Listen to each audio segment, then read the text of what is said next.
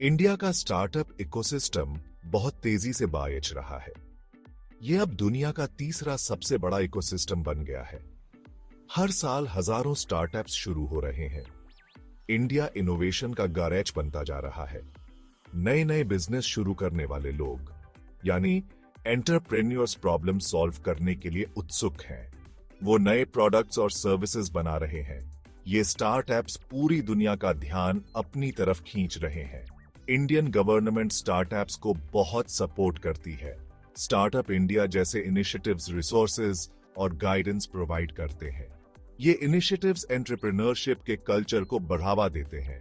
ये support startups के growth के लिए बहुत जरूरी है। इंडिया का स्टार्टअप इकोसिस्टम बहुत डाइवर्स है। ये अलग अलग सेक्टर्स में फैला हुआ है। फिनटेक से लेकर एडटेक तक हर जगह स्टार्टअप्स अपनी पहचान बना रहे हैं। वो सिग्निफिकेंट इन्वेस्टमेंट्स अट्रैक्ट कर रहे हैं। इंडियन स्टार्टअप्स का फ्यूचर बहुत अच्छा दिख रहा है। इंडिया में यंग पॉपुलेशन बहुत ज्यादा है। ये इंडिया के स्टार्टअप इकोसिस्टम के लिए बहुत बड़ा एडवांटेज है। यंगस्टर्स टेक सेवी और अडेप्टेबल होते हैं। वो नए आइडियाज को अपनाने के लिए हमेशा तैयार रहते हैं। इससे स्टार्टअप्स के लिए टैलेंट का एक बहुत बड़ा पूल तैयार होता है। इंडिया में मिडिल क्लास भी बाज रहा है। इसका मतलब है कि ज्यादा लोगों के पास डिस्पोजेबल इनकम है। वो नए प्रोडक्ट्स और सर्विसेज पर स्पेंड करने को तैयार हैं। इससे स्टार्टअप्स को एक बहुत बड़ा मार्केट मिल जाता है जहां वो अपने प्रोडक्ट्स बेच सकते हैं। इंडियन गवर्नमेंट डिजिटल इंक्लूजन पर फोकस कर रही है।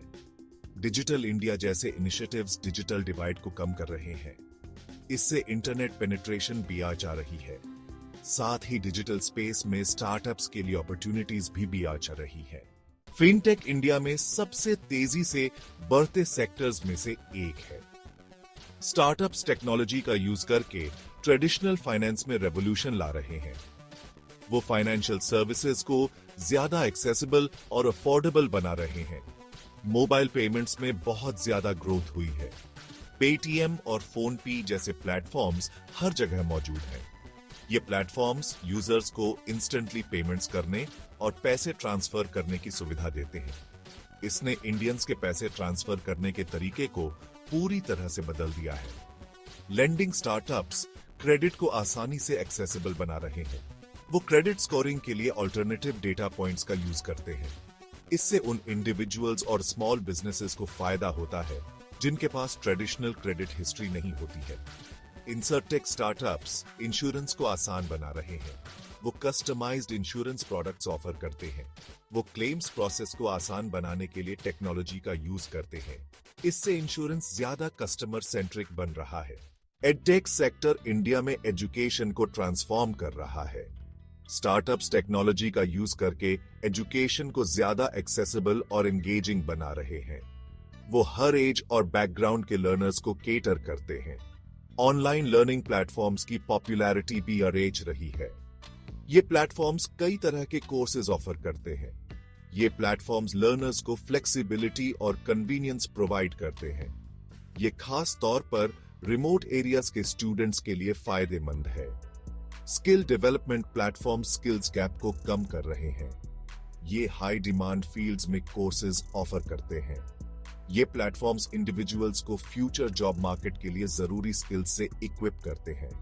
Educational technology startups innovative learning tools बना रहे हैं।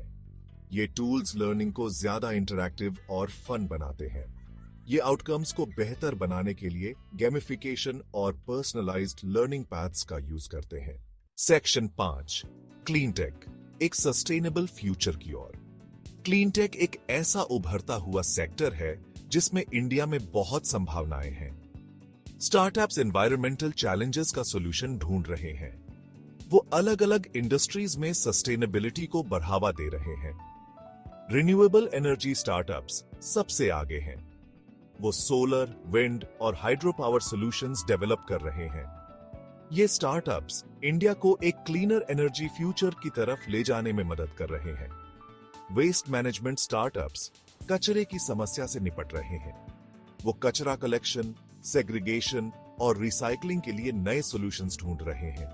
इससे हमारे एनवायरनमेंट को साफ और स्वस्थ बनाने में मदद मिल रही है। Sustainable agriculture startups eco friendly farming practices को बढ़ावा दे रहे हैं। वो वाटर कंजर्वेशन, ऑर्गेनिक फार्मिंग और प्रिसिजन एग्रीकल्चर के लिए सॉल्यूशंस डेवलप कर रहे हैं। इससे एनवायरमेंटल इंपैक्ट को कम करते हुए एग्रीकल्चरल प्रोडक्टिविटी भी आंच रही है। इनोवेशन इंडिया के स्टार्टअप इकोसिस्टम की सबसे बड़ी ताकत है। कटिंग एज टेक्नोलॉजी से लेकर ग्राउंड ब्रेकिंग सॉल्यूशंस तक इंडियन एंटरप्रेन्योर्स वो सब कर रहे हैं जो पॉसिबल है।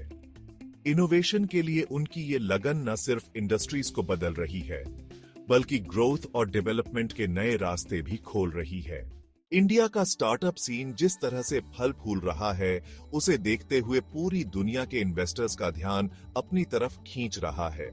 दुनिया भर के वेंचर कैपिटलिस्ट्स इंडियन स्टार्टअप्स में इन्वेस्ट करने के लिए उत्सुक हैं, क्योंकि उन्हें इंडिया के पोटेंशियल और टैलेंट का अंदाजा है।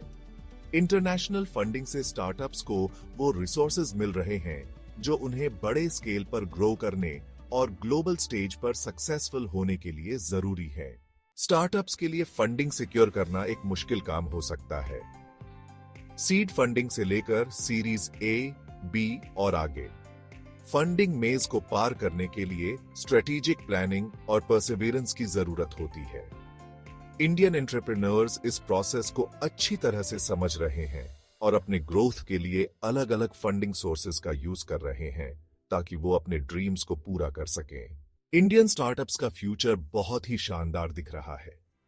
एक मजबूत सपोर्ट सिस्टम, कैपिटल की बढ़ती हुई एक्सेसिबिलिटी और इनोवेशन के कल्चर के साथ इंडियन स्टार्टअप्स की सफलता की कोई सीमा नहीं है।